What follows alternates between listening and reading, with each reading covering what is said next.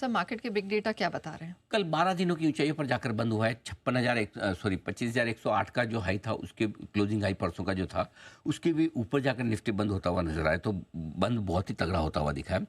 Nifty में 3 दिनों में से लगातार 25,200 के आसपास रुकावट आती दिख रही। कभी 25,190, कभी 25,220 के आसपास ये रुकावट की रेंज है।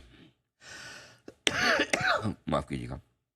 बैंक निफ्टी ने कल कोई निर्णायक मूव दिया नहीं। परसों की रेंज के अंदर अंदर ही कारोबार किया है। थोड़ा वेट एंड वॉच वाली सिचुएशन में है। लेकिन एक अच्छी बात है कि बैंक निफ्टी का जो 100 दिनों का मूविंग एवरेज है 55,735, लगातार 2 दिनों से 55,825 850 के आसपास हम पहुंचते हैं, उसके नज़दीक पहुंचते हैं, लेकिन वहीं से घूम जाते हैं। इसका मतलब क्लियर कट है कि नीचे के लेवल पे सपोर्ट काफ़ी अच्छा लेता दिख रहा है bank Nifty. Mid cap index ने 2 हफ्तों की ऊंचाई पर लगातार छठे दिन हायर हाई हायर लो बनाया है। रिलायंस 10 दिनों से अपना 100 दिनों का एक्सपोनेंशियल मूविंग एवरेज जो है 1391, उसके आसपास जाकर अटक रहा है, ऊपर रुकता हुआ नजर आ रहा है। अब आइए एफआईज के बिग डेटा में आपको बता दूं। एफआईज की इंडेक्स फ्यूचर्स की लॉन्ग पोजीशन 7.5% के आसपास ये जस की तस है।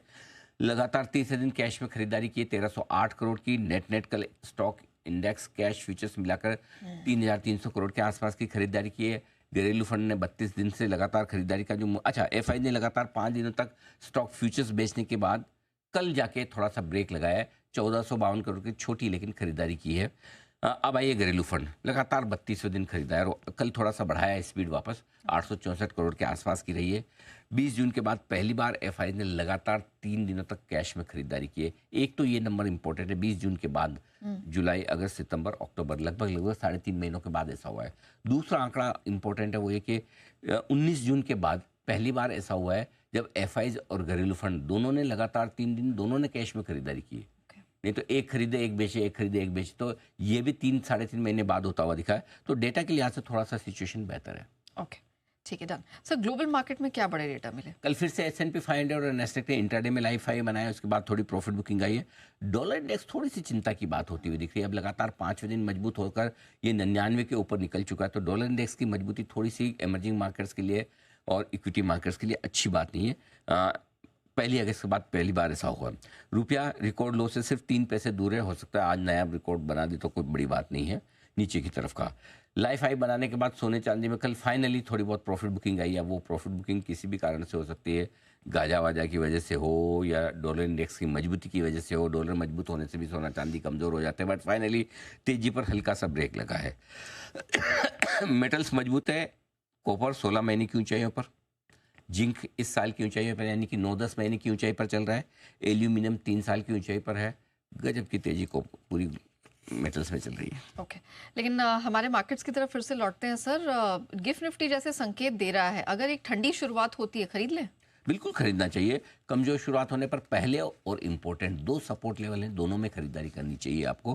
पहला सपोर्ट लेवल आपका करीबन 25,100-115 के आसपास बनता है। इंपॉर्टेंट सपोर्ट लेवल 25,025 से 25,075 की रेंज में बनता है, वहाँ खरीदना है। 25,225 के ऊपर टिकने पर फ्रेश खरीदारी और तेजी दोनों बढ़ेगी। बैंक निफ्टी के लिए 56,300 56,500 हल्की फुल्की रुकावट की रेंज है। इसको पार करने पर मजबूती और बनेगी। 56,500 के ऊपर बैंक निफ्टी और मजबूत होना शुरू करेगा। निफ्टी जब तक 25,000 इंट्राडे में और बैंक निफ्टी 55,800 के नीचे ट्रेड न करें तब तक कोई चिंता की खास बात है नहीं। ओके, और सर ब्रॉडर मार्केट्स के लिए किस प्रकार का व्यू बन रहा है, क्योंकि कल एक बढ़िया स्ट्रेंथ हमने मिड स्मॉल कैप में देखी?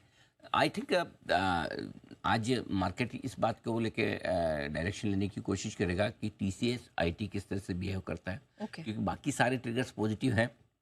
TCS भी नंबर्स खाली अगर होते हैं तो आप नंबर्स न्यूट्रल से हल्के पॉजिटिव मान के चलते हैं।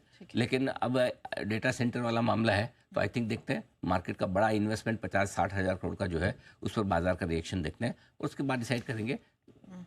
मिड कैप स्मॉल कैप दिग्गजों के साथ ही चलेंगे। ओके, क्यों